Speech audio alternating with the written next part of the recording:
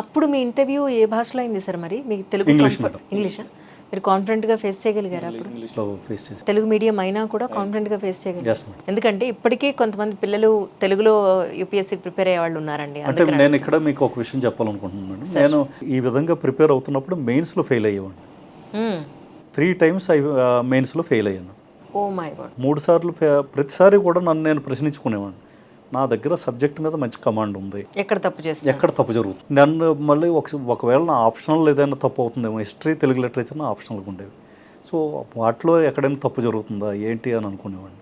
ఎంత ప్రయత్నించినా కూడా నాకు నా లోపం నాకు తెలిసి రావట్లేదు. నేను అప్పుడు మళ్ళీ ఓన్గా నోట్స్ రాసుకునేవాడిని. రాసుకుని మళ్ళీ ప్రిపేర్ అయ్యేవాడిని మెయిన్స్కి. చాలా మంచి నోట్స్ రెడీ చేసుకునేవాడిని. బట్ అల్టిమేట్గా నాకు 3rd time ఫెయిల్ అయిన తర్వాత చాలా బాధపడ్డాను. అసలు అచీవ్ చేస్తాను చేయను. అచీవ్ చేస్తానో లేదో అన్న డౌట్ ఎప్పుడూ లేదు నాలో. రైట్.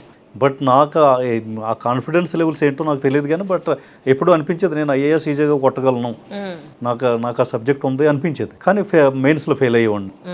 దీనికి కారణం ఎక్కడో సంథింగ్ నాలో ఏదో ప్రాబ్లం ఉందో, ప్రజెంటేషన్లో ఏదో ప్రాబ్లం ఉంది అని 3rd attempt తర్వాత అర్థమైంది.